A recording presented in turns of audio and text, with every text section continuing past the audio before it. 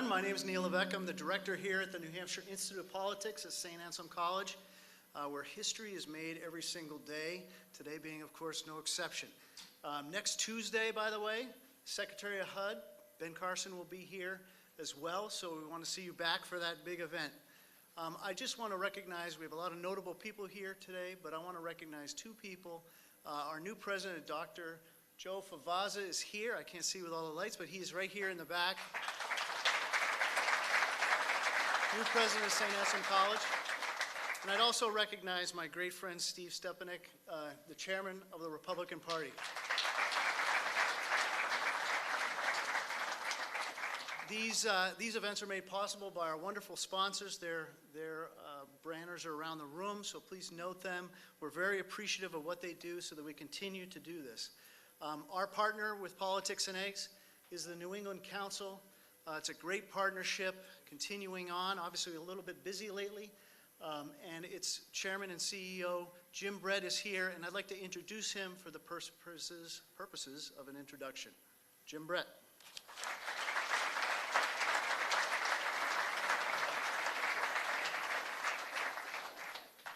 Well, good afternoon and welcome everyone. I too want to thank Dr. Favazza, not just for that very kind word that Neil and so many people here have worked with the New England Council for many, many years. I think today is the 20th Politics and Egg event that we've had this year. None of that would be possible without the incredible collaboration between these wonderful organizations, the Institute here and the New England Council. And I just want to say thank you to the staff of the New England Council and to the staff of the Institute here. And of course, a very deep gratitude to Politics and Eggs series sponsors, whose banners you see around the room for their ongoing generosity, their support, and of this very, very important program. We are proud to be able to offer a forum for our region's business leaders to hear from presidential candidates and their representatives during the presidential primary season. We could not do that without the generous support we receive from our sponsors. We have the great honor today to welcome as our speaker, the Vice President of the United States, the Honorable Mike Pence. Vice President Pence has a 2-decade-long record of significant public service. He was first elected to the House of Representatives in 2000 and completed 6 terms as a congressman. And during that service, his colleagues chose him to serve as the chair of the House Republican Study Committee and the chair of the House Republican Conference. In 2012, he was elected governor of the great state of Indiana. And as governor, his support for pro-growth policies paid off. He sponsored individual and business tax cuts to attract new investment to the Hoosier state. And 2 of his priorities were public school education and transportation infrastructure. He increased school funding, he expanded school choice, and created the first state-funded pre-K program for his great state. He made career and technical education a priority in every public high school. As for transportation, he sponsored the investment of more than $800 million in new and repair roads and bridges. At the same time, he was working to cut taxes. And when he left office, Indiana had a AAA credit rating. Not bad. Now he is back in Washington. And rumor has it that he likes it there and would like to stay there a little longer. So he just happens to be in the first in the nation primary state to formally file the necessary paperwork to appear on the ballot as a candidate for renomination. New Hampshire primary, after all, I believe is 96 days away, but who is counting? And on a personal note, it appears that he and I have something in common. The Vice President's grandfather immigrated to the United States from Ireland in the early 1920s. He came from a little town in County Sligo called Tuppacurry. Well, guess what? In the early 20s, my father also came to this country, also from Tuppacurry, which was a small village. And the chances are good that the 2 men knew or knew of each other. Perhaps they were even cousins. Who knows? But what we do know, and I am sure the Vice President will agree with me, is that we are glad those men made the decision to come to America, the land of opportunity. We are pleased that the Vice President could take the time to visit us at Politics and Eggs while he is here in this great state of New Hampshire. Would you please join me in giving a warm welcome to the 48th Vice President of the United States, the Honorable Mike Pence.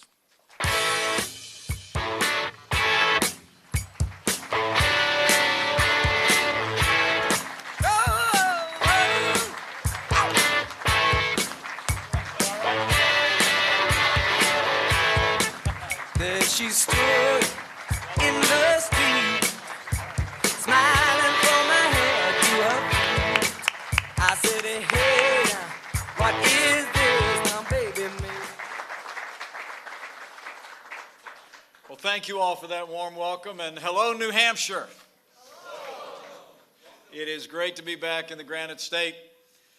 To Dr. Favaza and St. Anselm College, to all the great business leaders from the New England Council, including Jim Brett. Would you give him a round of applause? I just was deeply moved by that great and gracious introduction. Fred Coker, the founder of Politics and Eggs, to all the distinguished elected officials, fellow Americans gathered here. Thank you for the warm welcome back to the home of the first in the nation primary and the state where a movement began to make America strong again, to make America prosperous again, where a movement began to make America great again, the great state of New Hampshire. It really is a privilege to be here with all of you and all the great business leaders and many students who are gathered here today. And as I begin, allow me to bring greetings from a friend of mine. As I was landing in New Hampshire this morning, I told him that I was headed to the State House to file some papers on his behalf, and he wanted me to convey his deepest regards and affection. He is someone who loves the Granite State and said to me again today that he will always be grateful for the confidence the people of New Hampshire placed in him in that first in the nation primary. I bring greetings from the 45th President of the United States of America, President Donald Trump.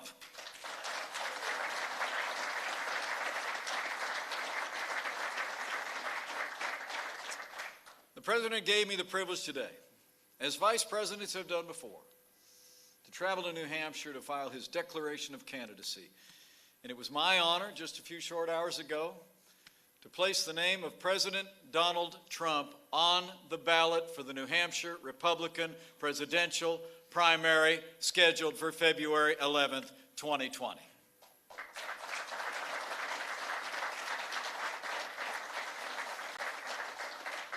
Which Jim just confirmed to us is, I guess, just 96 days away. But it really is great to be here today. It's great to be here today to address Politics and Eggs here at St. Anselm College.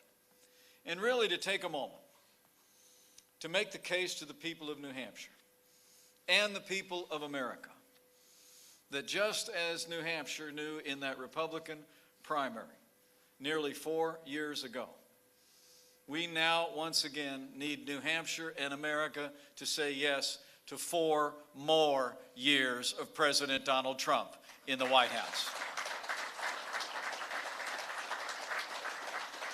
I mean, the truth is, in voting to nominate President Donald Trump in the New Hampshire primary in 2016, Republicans in this state did set into motion a movement and leadership that would transform our military, our economy, and our courts. Here in New Hampshire, you launched a movement that nominated a candidate and elected a president who is making America great again. And it's my great honor to be able to come and share about the progress that we've made. And it's amazing that we've done so much in just 3 short years. Despite endless investigations and Democrat attempts to overturn the results of the 2016 election, President Donald Trump has never stopped delivering on the promises he made to the people of New Hampshire and the people of America. In fact, coming fresh from the State House, I think there's only one way you can describe the last 3 years. It's been 3 years of action. It's been 3 years of results. It's been 3 years of promises made and promises kept. But we're just getting started, New Hampshire. That's why we need 4 more years of President Donald Trump in the White House. And 4 years ago, President Trump spoke on this very campus, at this very podium, about his vision for America. And 4 years later, think about all the progress we've made in making that vision a reality. The truth is, when you look at all that we've done, you have to conclude that President Donald Trump delivered. I mean, think about it. We've rebuilt our military and restored the arsenal of democracy. The American economy is booming. We've cut illegal immigration at our southern border in half in just the past 4 months, and the President has appointed a record number of conservatives to our federal courts at every level. I mean, jobs are back. Confidence is back. In a word, America is back, New Hampshire, and we're just getting started. I mean, think about it. Starting with our national security, to provide for the common defense is the first object of the federal government. And this president promised, after years of reckless cutbacks, to rebuild our military. And President Donald Trump delivered. In fact, this president has already signed the largest increases in our national defense since the days of Ronald Reagan. And that includes the largest pay raise for our men and women in uniform in more than 10 years.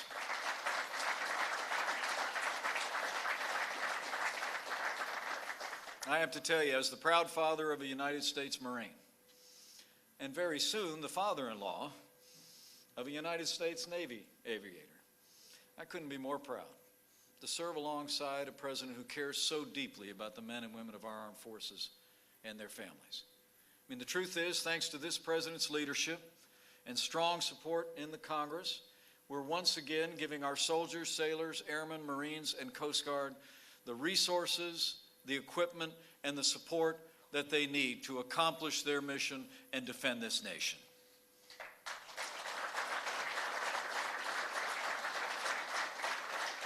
And with that renewed American strength, we're standing with our allies and standing up to our enemies.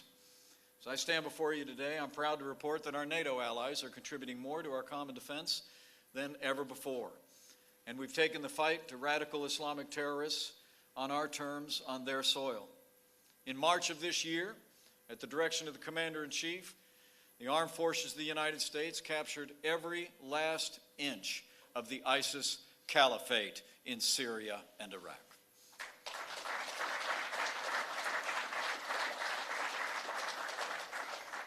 And now, nearly 2 weeks ago, as the world watched, thanks to the courage of our armed forces and the decisive leadership of President Donald Trump, the United States of America brought the world's #1 terrorist leader to justice. The leader of ISIS is dead, and America and the world are safer as a result.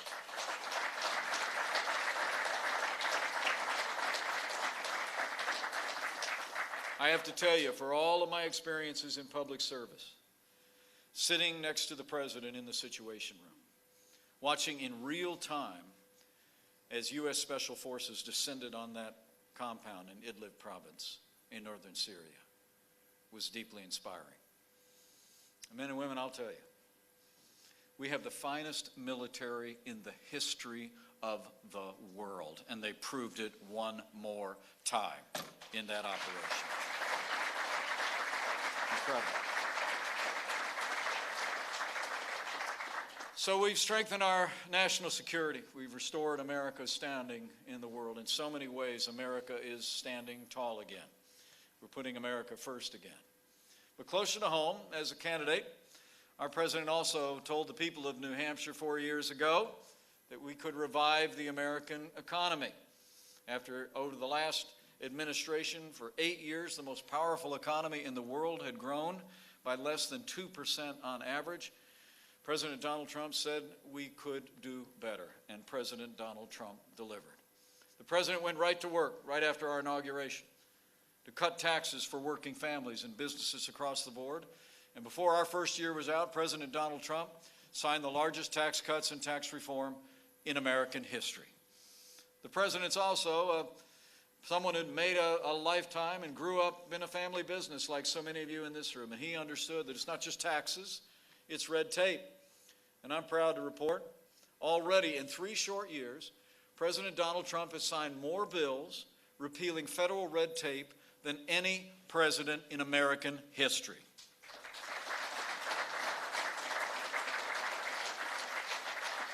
Back when he was campaigning through New Hampshire, I remember the promise. He promised that for every new regulation that we put on the books, that we would cut 2 regulations on businesses and enterprises across this nation. But I have to admit to you that we didn't exactly hit that mark. As I stand before you today, this president has actually eliminated 8 federal regulations for every new regulation that's put on the books, unleashing an American economic renaissance. In fact, we predict that when all is said and done, President Trump's deregulatory agenda is going to save our economy about $220 billion a year. And that's costs that are going to be saved by the businesses that are all represented here. And beyond all of that, we've unleashed American energy like never before.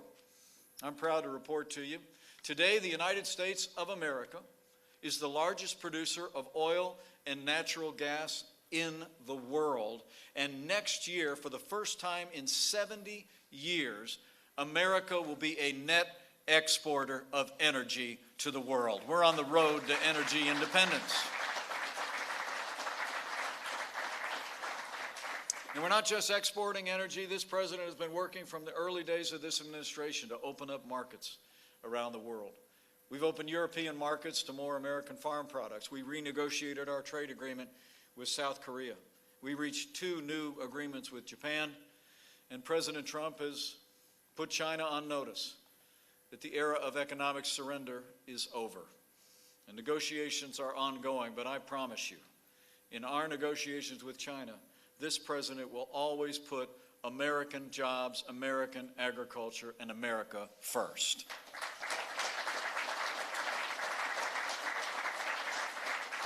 Beyond all those trade negotiations, I'm also proud to report to you that now it's been a little bit over a year. President Trump actually negotiated the largest trade deal in American history. It's called the U.S.-Mexico-Canada Agreement, USMCA for short. And when it passes, according to the International Trade Commission, we predict the USMCA is going to add some $68 billion to our economy and create more than 175,000 American jobs. Now, as I said, the president negotiated that deal over a year ago. And as I stand before you today here in New Hampshire, the USMCA is sitting on the desk of the Speaker of the House in Washington, D.C. And so while I'm here, let me just call on each one of you, great business leaders and entrepreneurs all across this great state, and frankly, all of your reach across New England and across America. Lend your support today. Reach out to your elected officials in Washington, D.C., and tell them New Hampshire, New England, and America need the USMCA, and we need it this year.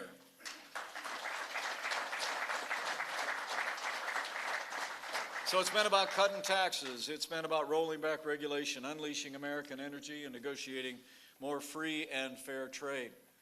And the results have just been incredible. When you think about what this president's agenda has meant to this economy, it's hard to keep up with all the progress we're making. Since Election Day 2016, businesses large and small, like those gathered here today, have created 6.7 million good-paying jobs, and that includes 17,000 jobs right here in the Granite State.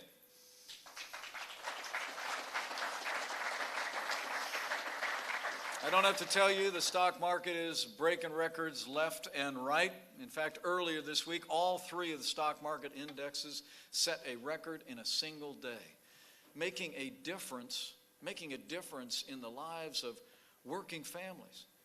I mean, I love the president often reflects that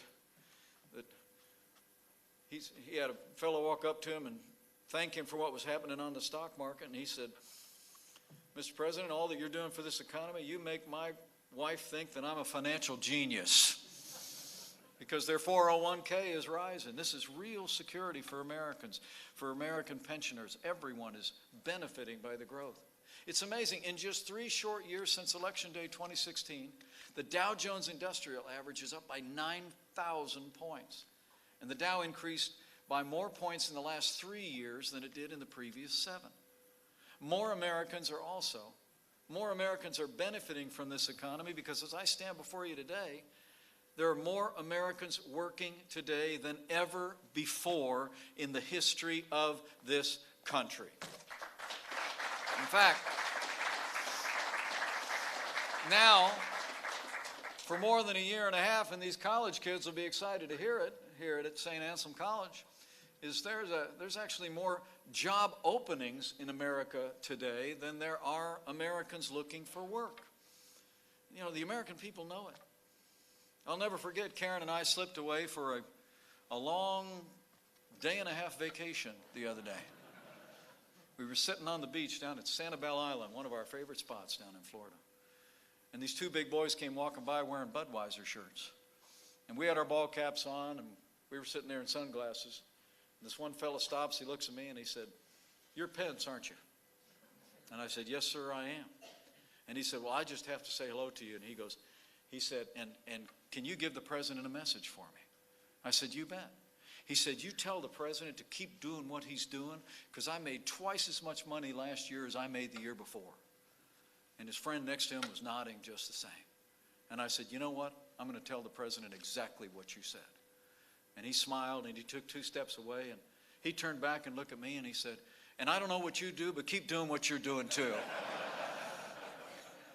I mean, the truth is the American people are feeling it. I mean, it's amazing. There are 1 million more job openings in America than there are Americans looking for work today. And the unemployment rate today has dropped to a near 50-year low. The unemployment rate for women is at a 65-year low. And we've seen the lowest unemployment ever recorded for African Americans and Hispanic Americans. The American dream is working again for every American.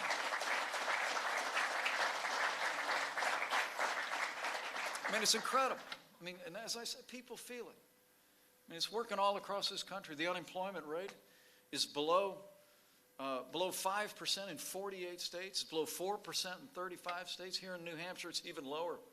2.5% unemployment, making New Hampshire tied for the 2nd lowest unemployment rate in America. Great job, New Hampshire. Wow. And you know what? So it's more jobs, but it's also better jobs. I mean, under this president's leadership, the average household has seen your disposable income go up by more than $5,000 a year. Wages are also rising at their fastest pace in more than a decade. And most importantly to the president and me, to be honest with you, is that wages are rising most rapidly for hard-working, blue-collar Americans. The forgotten men and women of America are forgotten no more.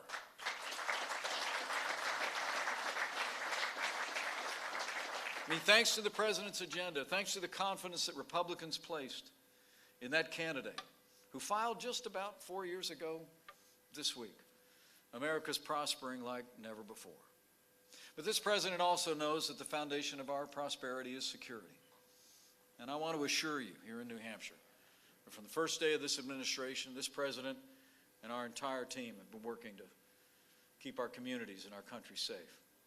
Working closely with Governor Chris Sununu, we've taken illegal drugs off our streets and prosecuted drug dealers at record levels. Since the beginning of 2017, the DEA has removed more than 26 tons of opioids from American communities. And over the last 3 years, I'm proud to report, in strong partnership with local law enforcement and state law enforcement in places all across this country like New Hampshire, over the last 3 years, opioid-related prosecutions have gone up by 40%. We're getting serious and leaning in to the fight against drug dealers in this country. In this past year in New Hampshire, federal prosecutors with our Department of Justice charged more than double the number of drug defendants than they did in 2016 alone. These efforts are finally bringing some relief to communities like those here in southern New Hampshire. Some communities have been hit the hardest of communities across this region, across the state. In fact, I really do want to commend Governor Chris Sununu, who's leaned into this effort with a strong commitment to law enforcement, but a strong commitment to treatment. Would you join me in thanking Governor Chris Sununu for all he's done to combat opioid abuse and addiction in this state? Done a great job. In fact, in strong partnership with New Hampshire and states across this nation, I'm proud to report to you that we're beginning to make progress. Drug overdose deaths have dropped nationwide for the first time in 20 years, and they've gone down here in New Hampshire over the last 3 years in particular. The truth is we're making progress. It's modest progress, but I promise you, this president, this administration, will not rest or relent until we bring this scourge of opioid abuse and addiction to an end.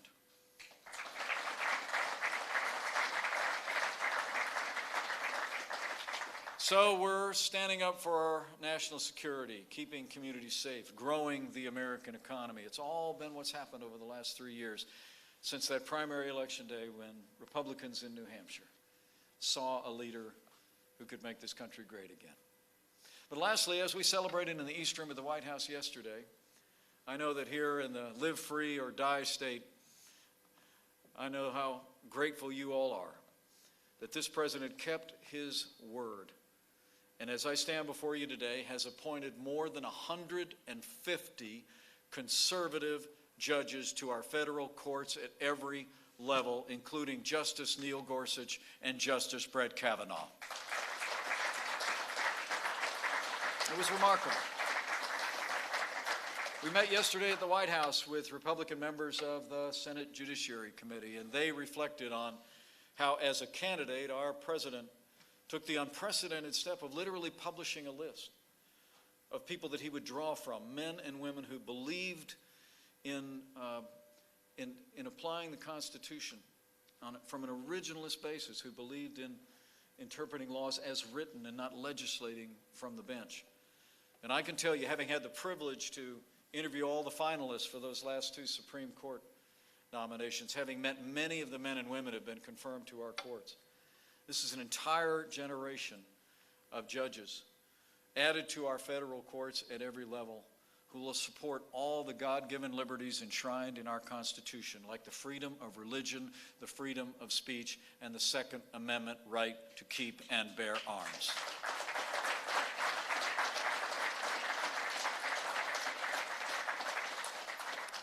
So we've made great progress.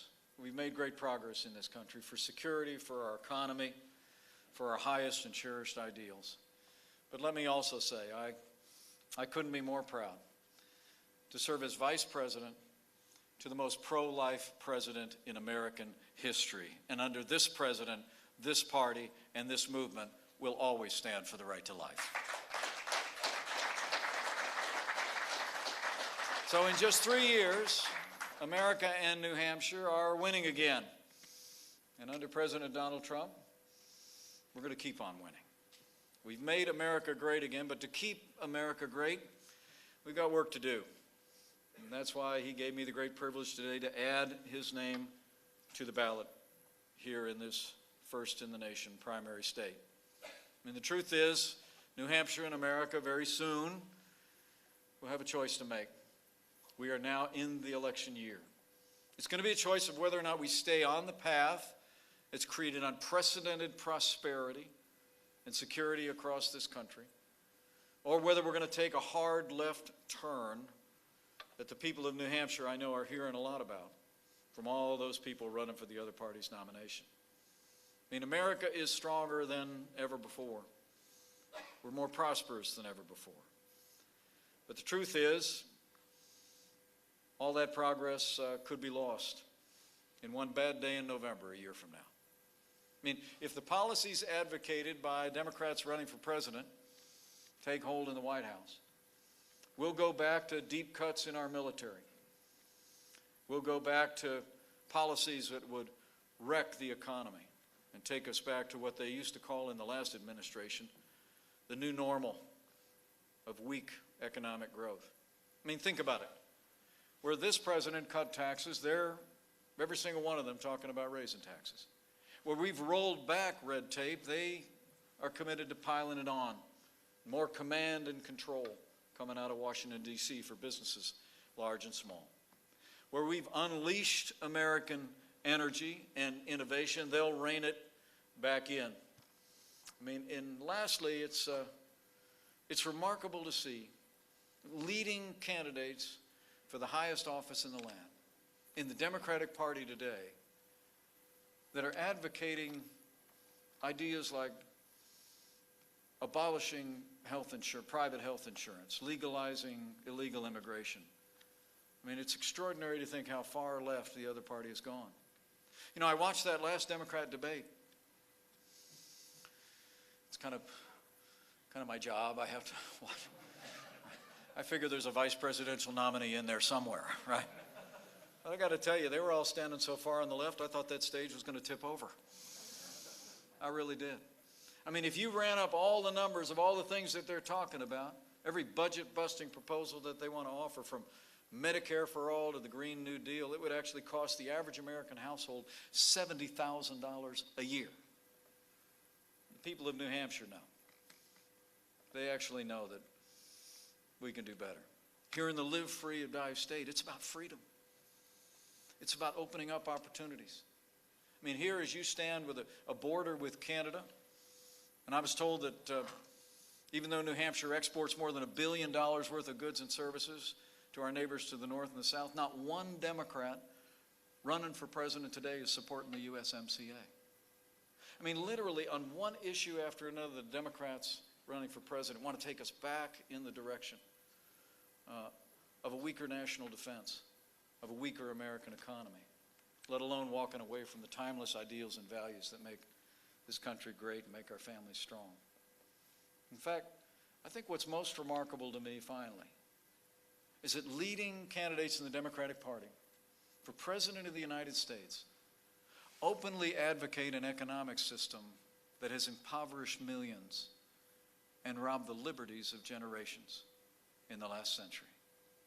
That system is called socialism. I mean, the truth is, those aren't the values that are synonymous with New Hampshire. I mean, the people of the Granite State live by the words of that Revolutionary War hero, General John Stark. I've recited them more than once today. But what you understand is it's freedom.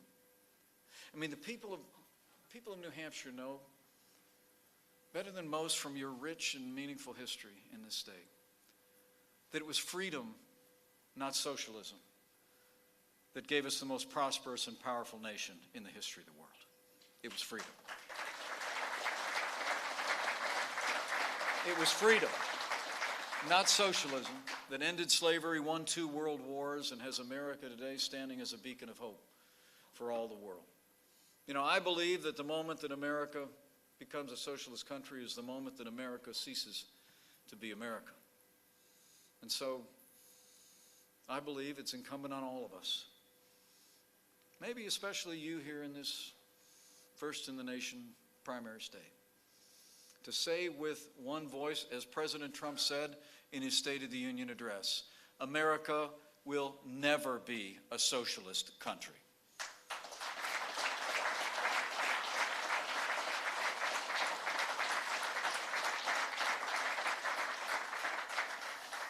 You know, the truth of the matter is, it's not going to be about just winning the next election. We've got to win the next generation. So it's incumbent on each of us to explain to Americans in the rising generation where our strength comes from, where our prosperity comes from.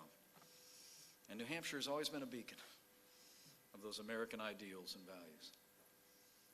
You know, the truth is, as election is now less than a year away,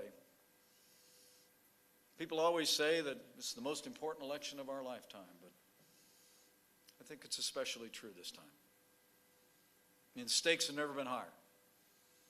The choice has never been clearer.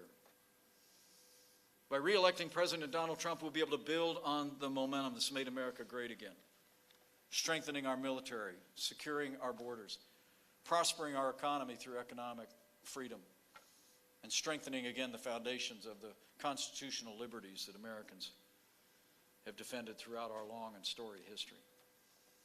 And the contrast is, if the election were to go the other way, those gains could be wiped out with less investment in our national defense, more taxes, more regulation, declining savings for America, and economic surrender abroad, let alone walking away from the values that strengthen our nation. But let me tell you something from my heart. As Democrats in Washington spend their time on endless investigations and partisan impeachment, I'll make you a promise. President Donald Trump and I are never going to stop fighting to keep the promises we made to the people of New Hampshire and the people of America. We're never going to stop fighting to keep the promises that have made this country more secure, that made this country more prosperous. You know, 4 years ago, President Trump came here to St. Anselm, and he made a promise. He made a promise to make America great again. And the people of New Hampshire, in the Republican primary, put their confidence in him, as did millions of people across this state, across this region, and this nation. And I have to tell you, I'm going to be excited to be back in New Hampshire again and again, be excited to be in New England again. Because the truth of the matter is, 3 years on and 1 year out, we've got a record to talk about. It's a record of promises made and promises kept. And it's a record of how we can keep America great. So it's an honor to be with you today. Thank you for the warm welcome to Politics and Eggs. I have delivered the one, I have received not the other. But I leave here today with confidence and gratitude. Thank you for the warm welcome. Give a round of applause to St. Anselm, if you would, for opening up this historic place.